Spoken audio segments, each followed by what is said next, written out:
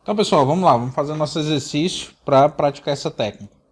Bom, independente da estratégia que a gente vai usar para traçar esses diagramas, o primeiro passo é sempre obter as reações de apoio. Nesse caso, eu vou começar fazendo o somatório dos momentos em B igual a zero, adotando como positivo aqueles momentos que estiverem no sentido anti-horário.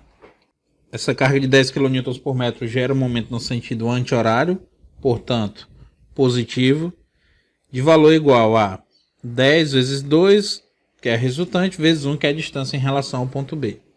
Agora, essa força de 20 kN gera um momento no sentido horário, isto é, negativo, de menos 20 vezes 4 vezes 2. Essa outra força de 10 também gera um momento no sentido horário, então menos 10 vezes 2 vezes, a resultante fica aqui a 1 metro, mais 4, então são 5 metros em relação ao ponto B.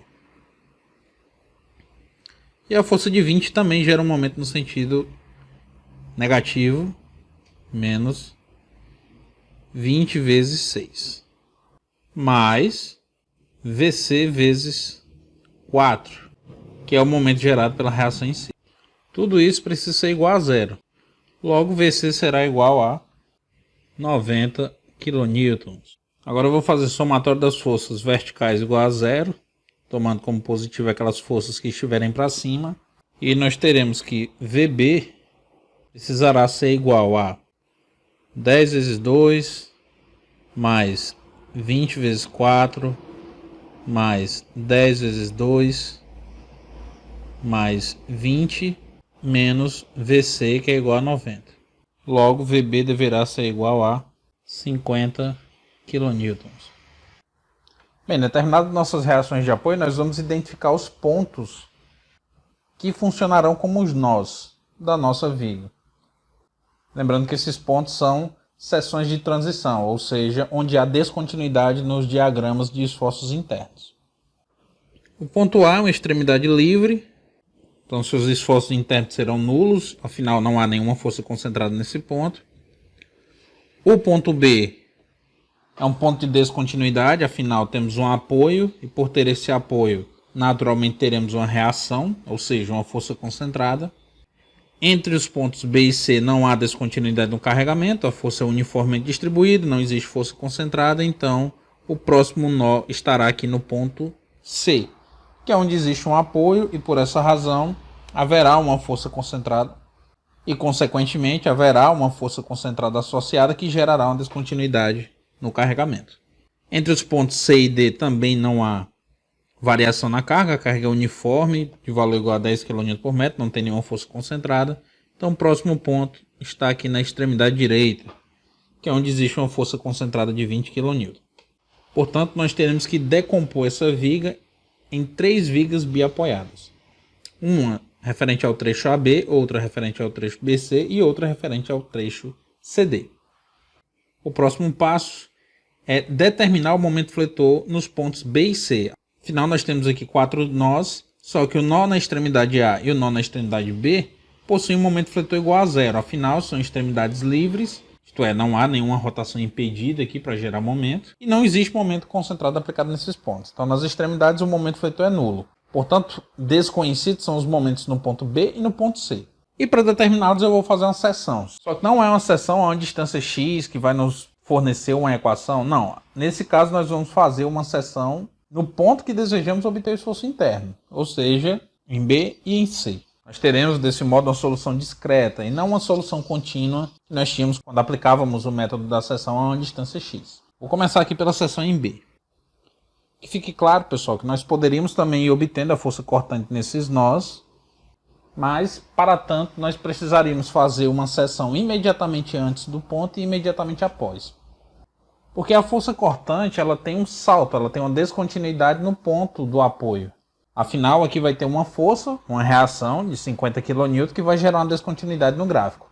Ou seja, se a gente cortar no nó e analisarmos a barra da esquerda, nós teremos uma força cortante. Agora, se cortarmos o nó e avaliarmos uma seção imediatamente após, ou seja, à direita desse nó, nós teremos uma outra força cortante. A força cortante no mesmo nó, só que para a barra da esquerda, é diferente da força cortante do mesmo nó para a barra da direita, porque nesse ponto houve uma força concentrada aplicada que gerou uma descontinuidade no diagrama. Para poder pegar essa descontinuidade, a seção deveria ser feita um pouquinho antes e um pouquinho depois do nó. Olhando só para o momento fletor, vou aplicar aqui as condições de equilíbrio, vou fazer. O somatório dos momentos na seção tem que ser igual a zero, então MB mais 10 vezes 2 vezes 1 tem que ser igual a zero. Logo, MB será igual a menos 20 kN. Fazendo um adendo, a força cortante nesse ponto seria obtido fazendo o somatório das forças verticais igual a zero. E nós teríamos VB negativo, assumindo que o positivo está para cima, menos 10 vezes 2 igual a zero, isto é, VB igual a menos 20 kN. Isso se a seção estiver à esquerda do apoio. Se a seção estiver à direita, o corte seria feito um pouquinho depois do nó, tá bom? Isso é um limite, pessoal. É como se, nesse primeiro caso, eu estivesse cortando não a 2 metros da extremidade esquerda, mas a 1,99999, que é aproximadamente 2 metros. E por não ser 2 metros de fato, a reação de apoio não entra. E na seção após, isto é, numa seção B', uma seção à direita do nó, é como se ela tivesse sido cortada 2,000001. Também é um limite. E aí, por ter sido cortado um pouquinho depois do nó, a reação de apoio de 50 kN ela entra na equação. Ou seja, nesse caso, nós teríamos um VB, e fazendo o somatório das mesmas forças verticais igual a zero, para essa segunda seção B' aqui, nós teríamos menos VB, menos 10 vezes 2, assim como na anterior, mas nesse caso entraria um mais 50. Isso aqui seria igual a zero. Note que para o momento fletor isso não faz diferença, porque para que uma força gere momento fletor, ela precisa estar distante em relação ao ponto de referência. Como nosso ponto de referência é a seção, e esse corte é muito próximo, é um limite do ponto, o momento fletor é aproximadamente zero. Então, no caso do momento fletor, eu não preciso fazer esse corte à esquerda e à direita. Eu precisaria se, nesse ponto, houvesse um momento concentrado. Porque aí sim nós teríamos uma descontinuidade no diagrama de momento fletor provocado por essa concentração de esforço. E aí, para pegar esse salto no diagrama, nós deveríamos cortar um pouquinho antes e um pouquinho após o ponto. Como essa descontinuidade é decorrente de uma força concentrada, ela não terá impacto em relação ao momento fletor, uma vez que essa distância em uma seção à esquerda ou à direita do ponto é aproximadamente zero. Então o momento gerado por ela seria nulo também. Aqui teríamos um VB igual a 30. Então, o que isso aqui que eu obtive quer dizer? Que se eu olhar no apoio à esquerda, a força cortante é menos 20. Então a barra ela vem aqui de 0 até menos 20. Mas se olharmos para a barra da direita, a força cortante é 30. E daqui ela continua para o resto. Bom, isso aqui é só um comentário, um parênteses que eu queria fazer, porque a gente pode aplicar esse método da seção para obter já o momento fletor e a força cortante. Contudo, como nós já desenvolvemos as equações para obter a força cortante a partir dos momentos nas extremidades, eu não vou efetuar esse cálculo agora das forças cortantes, tá bom? Eu vou focar só no momento fletor, afinal aquele desenvolvimento de equações que nós fizemos precisa servir para alguma coisa. Voltando aqui para a nossa análise, eu vou analisar a seção B e vou aqui agora analisar a seção C. Nesse caso, cortando aqui ó, a estrutura, eu posso pegar esse todo ou pegar só esse trechozinho da direita, que é bem mais legal porque é mais curto, né? Então tem uma carga distribuída de 10 kN por metro, uma força concentrada de 20 kN. Vou fazer somatório dos momentos em C, que é a seção, igual a zero. Lembrando, eu cortei, peguei a parte da direita. O momento eu coloquei já de tal modo que gerasse uma flexão positiva. A gente sempre coloca assim, né, para ficar mais fácil, para que o sinal do momento já expresse de fato a deformação que ele representa. E aí eu vou partir aqui da nossa convenção, anti-horário positivo. Então nós temos menos MC, menos 10 vezes 2 vezes 1, menos 20 vezes 2 tem que ser igual a zero. Logo, MC terá que ser igual a menos 60 kN metro. Então, o primeiro passo, obtive reação de apoio. Segundo passo, identifiquei os nós internos. Afinal, os externos o momento fletor é nulo, fiz a seção e calculei o valor do momento. Então encontrei MB e MC de forma muito simples, apenas fazendo o somatório dos momentos na seção igualando a zero. Agora sim, para poder traçar o diagrama, eu vou representar esses 3 trechos como vigas biapoiadas. E eu mostrei anteriormente como a gente poderia fazer para obter as forças cortantes, né? Aproveitando a seção para ir obtendo a força cortante de cada nó.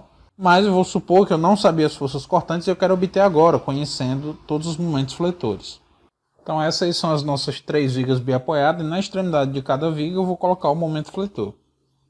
Esse momento aqui é menos 20 kN.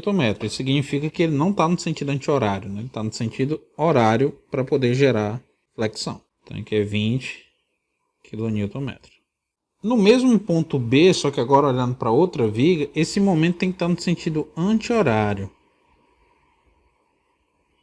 Afinal, como é o mesmo ponto, ele tem que gerar a mesma flexão. E lembrando, na nossa convenção, quando o momento fletor, para ele ser positivo, né, para a flexão ser positiva, quando ele está do lado esquerdo, ele tem que estar nesse sentido. Quando ele está do lado direito, ele tem que estar no sentido anti-horário, no contrário. Então é o mesmo ponto, na esquerda o momento ele tem que estar num sentido, na direita ele tem que estar no sentido contrário, que é para ambos gerarem a mesma flexão. Então aqui, para gerar a flexão positiva, um tem que estar no sentido, o outro tem que estar no outro. O mesmo é válido para a negativa. Então para gerar uma flexão negativa, se eu olhar para a barra da esquerda, o momento tem que estar no sentido anti-horário e na barra da direita tem que estar no sentido horário. Então como aqui é uma seção à direita, tem que estar nesse sentido, aqui como é uma seção à esquerda, tem que estar nesse outro sentido. Aqui no ponto C, o MC está no sentido horário, né, e deu negativo, que significa que ele está de fato no sentido anti-horário. 60 kN. Logo, no mesmo ponto C, só que olhando para outra barra, ele tem que estar, pelos mesmos motivos que eu acabei de elucidar, no sentido contrário. Então percebam, pessoal, que nós temos aqui os casos com vigas biapoiadas, com carga uniformemente distribuída e momentos aplicados nas suas extremidades. Se olharmos para essa primeira viga biapoiada, nós só temos um momento fletor na extremidade direita. Ou seja, bastaria que a gente pegasse aquelas equações que nós desenvolvemos no vídeo anterior e aplicássemos um MA igual a zero. MA igual a zero, MB, como está no sentido horário e lá todos os momentos foram assumidos no sentido anti-horário, aqui ele viria como menos 20 por estar no sentido horário. Isso é claro, se eu quisesse usar aquelas equações. Para que eu fiz essa divisão? Porque é fácil da gente representar o diagrama de momento fletor de cada vigazinha biapoiada dessa. Bom, se a gente quisesse obter aqui as forças cortantes, era só aplicar as condições de equilíbrio em cada uma dessas vigas e tratá-las de forma independente, né? Lembrando, o efeito de uma viga sobre a outra é descrito pelos momentos fletores que foram aplicados nas extremidades. Então eu posso analisar cada uma de forma isolada. Se a gente pegar a primeira viga, VA ela tem que ser igual a zero, porque é uma extremidade livre, né? Então, embora que eu tenha representado como um apoio, ela é uma extremidade livre, isto é, a força cortante tem que ser nula nesse ponto. Afinal, aqui não há nenhuma força concentrada aplicada. Vejamos, se aplicarmos o somatório dos momentos em B igual a zero, nós teremos 10 vezes 2 vezes 1, gerando um momento no sentido anti-horário, menos 20, gerando um momento no sentido horário, menos VA vezes 2, tudo isso igual a zero. Ora, 20 menos 20 dá 0, 0 dividido por 2 é 0, então VA é nulo.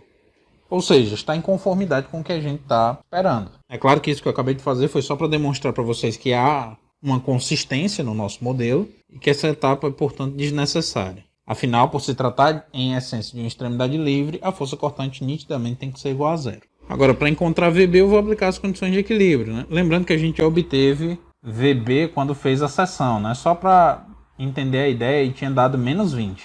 Aí vamos aplicar aqui as condições de equilíbrio. Fazendo aqui o somatório do momento em A igual a zero, nós teremos menos 10 vezes 2 vezes 1, menos 20, mais VB vezes 2 igual a zero. Logo, VB vai ser igual a menos 20 menos 20 dá menos 40, dividido por 2 dá 20. Então 20 kN. O sinal positivo indica que de fato a força vertical está para cima. E pela nossa convenção de força cortante, nós sabemos que a força cortante será positiva quando gerar uma distorção, ou seja, quando a formação do cisalhamento no sentido horário. Então a esquerda tem que estar para cima e a direita tem que estar para baixo. Como essa força está à direita da peça, a força cortante que ela gera é uma força cortante negativa. Porque para ser positiva, ela teria que estar para baixo, tá bom? Então o sinal aqui só indica o sentido do vetor. Está indicando que o VB de fato está para cima. Quando a gente vai analisar o diagrama de força cortante, a gente precisa identificar o tipo de deformação que é gerada por essa força. E para que essa deformação seja assumida como positiva, a força na extremidade direita teria que estar para baixo. Estando ela para cima, ela gera uma força cortante negativa. Ou seja, está em conformidade com o que a gente obteve na etapa anterior. Mas seguindo, vamos analisar essa viga aqui do meio. Antes disso, vamos só aplicar aquelas equações que a gente já deduziu. Se lembrarmos, nós tínhamos uma equação que dizia o seguinte: VB era igual a QL sobre 2 menos MA mais MB sobre L. Isso aqui eu deduzi para vocês no vídeo anterior. Então, 10 vezes 2 sobre 2 menos MA, que nesse caso é nulo, mais MB, que nesse caso é menos 20. Por que menos 20? Porque lá naquela dedução eu assumi que o momento aplicado na extremidade direita estava no sentido anti-horário. Isso aqui dividido por 2. Então aqui fica 10 mais 10, que é igual a 20. E é claro que tem que dar igual, né? Afinal, eu apliquei exatamente o mesmo processo. Lá eu fiz a aplicação das condições de equilíbrio, isso no vídeo passado. E aqui também tem que dar igual, né? Só estou querendo mostrar para vocês que aquelas equações que nós desenvolvemos, elas podem ser usadas para todas essas vigas, que é para dar o resultado correto. Bom, então vamos analisar a segunda viga, né? Vou fazer o somatório do momento em B igual a 0. Nós teremos, tomando como positivo o anti-horário, nós teremos 20 menos 20 vezes 4 vezes 2 menos 60 mais VC vezes 4 igual a 0. Logo, VC será igual a 50 kN, que indica que de fato VC estará para cima. Então aqui foi igual a 20, aqui igual a 50. E eu vou somar as forças verticais igual a 0 para encontrar VB'. VB' vai ser igual a 20 vezes 4 menos VC, que é 50. 20 vezes 4 dá 80, menos 50 dá 30. Então VB' é igual a 30 kN. Indo para a terceira viga, eu vou fazer o somatório dos momentos em D igual a 0, tomando como positivo também o sentido anti-horário. E aí vai ficar 10 vezes 2 vezes 1, mais 60, menos VC' vezes 2, tudo isso igual a 0. Logo, VC' vai ser igual a 40 kN. Bom, como aqui é uma extremidade em balanço, VD tem que ser igual a 0, né? Afinal, esse apoio aqui ele não existe. Então não é para ter reação aqui. A força cortante vai ser gerada só por esse 20 kN. Ou seja, fazendo somatório das forças verticais igual a 0, nós teríamos que VD deveria ser igual a 10 vezes 2, que é a resultante da carga distribuída, mais 20, que é aquela carga concentrada, menos o VC, que é igual a VC', que é igual a 40. 10 vezes 2 é 20, 20 mais 20 dá 40, 40 menos 40 é 0. Tá bom? Então, do mesmo modo que nós não precisávamos fazer aqui VA, porque ele tinha que ser igual a 0, aqui também seria desnecessário fazer VD, porque ele também tem que ser igual a 0, afinal esse apoio não existe. Tá bom? Agora que nós temos todas essas reações que, mais uma vez, poderiam ter sido obtidas aplicando aquelas equações que foram desenvolvidas no vídeo anterior, a gente pode traçar os diagramas de esforços de modo isolado e depois só juntar para ter o diagrama da peça como um todo. Tendo-se conhecimento do comportamento de uma viga biapoiada, essa etapa fica extremamente simples. Bom, agora que nós conhecemos todas as forças nodais, nós podemos traçar o diagrama de força cortante e a partir do diagrama de força cortante nós podemos traçar o diagrama de momento fletor.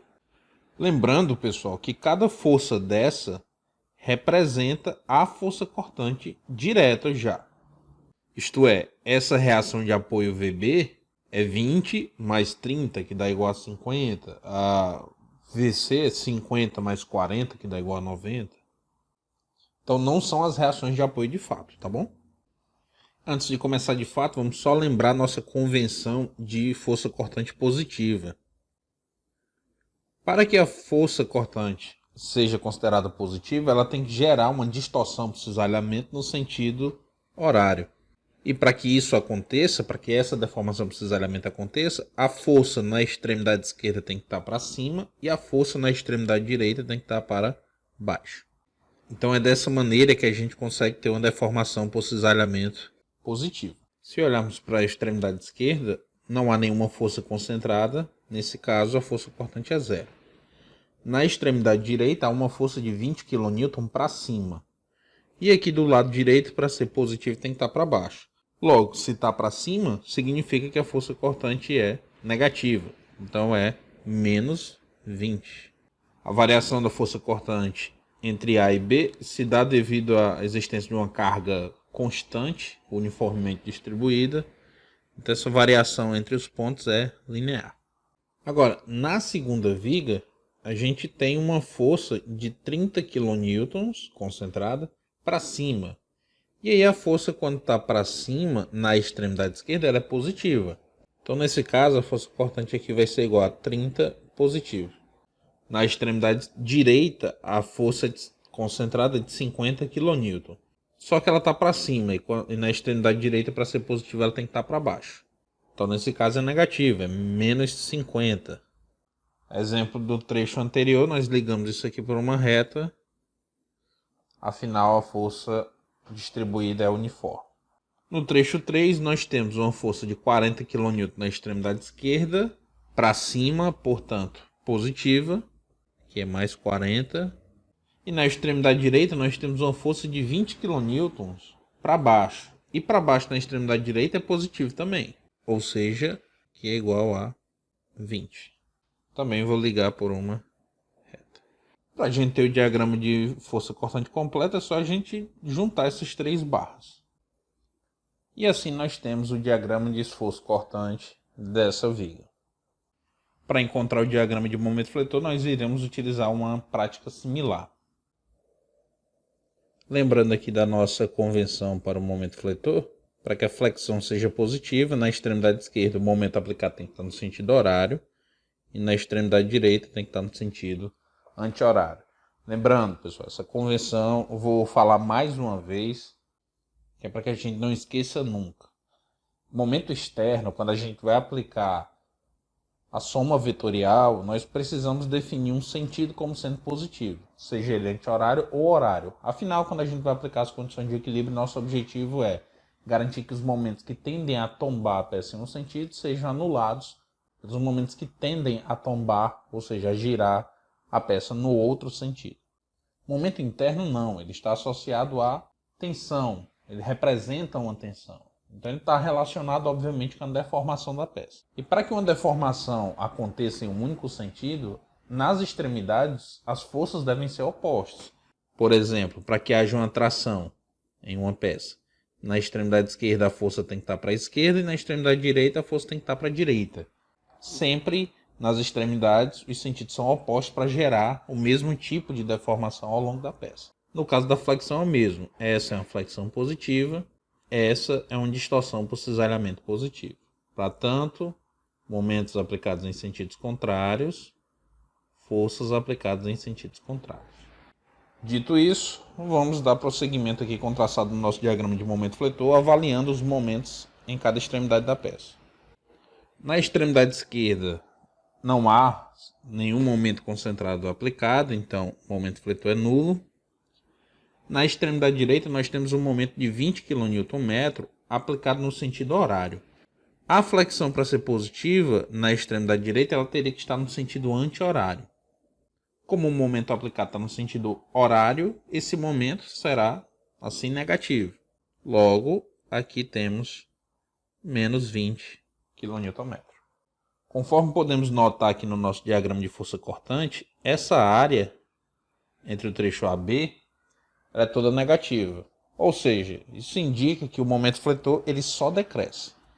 Se nós tivéssemos uma área positiva e depois uma área negativa na força cortante, aí a gente identificaria que o momento fletor ele cresce até um ponto e decresce até o outro. Isso faria com que essa curvatura pudesse passar da linha da barra.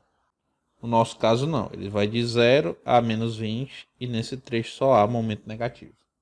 Fazendo uma linha de fechamento aqui entre esses dois pontos, entre o 0 e o menos 20, é sabido que a amplitude dessa parábola é QL2 sobre 8, ou seja, é 10 vezes 2 ao quadrado sobre 8. Essa curvatura é provocada pela carga distribuída, né?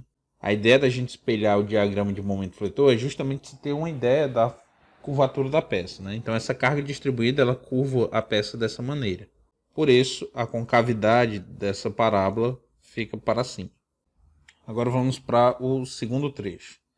Na extremidade direita há um momento concentrado de 20 kN aplicado no sentido anti-horário.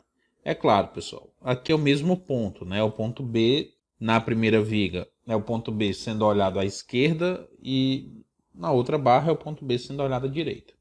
Por ser o mesmo ponto, o momento fletor precisa ser o mesmo, ou seja, ele tem que ser menos 20. Quando ele não seria?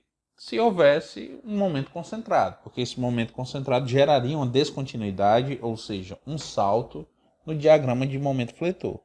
A exemplo do que ocorre no diagrama de força cortante, que tem essa descontinuidade decorrente da aplicação de forças concentradas. Então, no caso do momento fletor, no ponto, esse momento tem que ser igual para as duas barras. Então, se aqui é menos 20, se aqui é menos 20, olhando para a barra da esquerda, para a barra da direita também tem que ser menos 20. Agora, na extremidade direita, o momento foi aplicado no sentido horário, igual a 60. Para que ele fosse positivo, ele teria que estar no sentido anti-horário. Portanto, ele vai ser negativo. Então, eu venho aqui para menos 60. Vou fazer uma linha de fechamento entre os dois pontos. Esse aqui seria o diagrama se na estrutura só tivessem os momentos concentrados.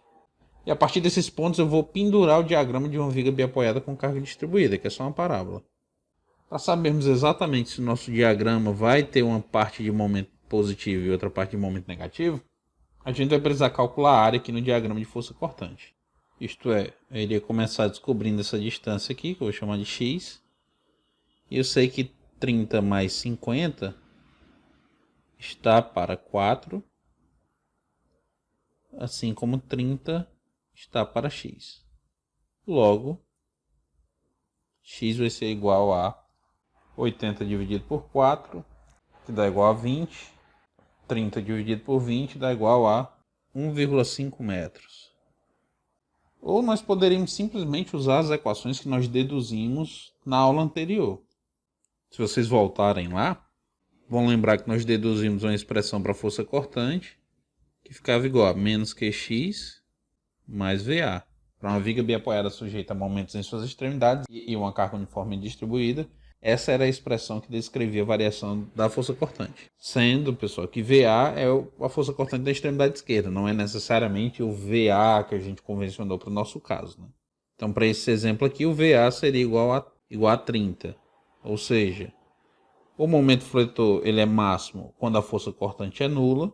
Então, igualando essa expressão a zero, nós teríamos menos QX mais VA igual a zero. Logo, X seria igual a VA sobre Q.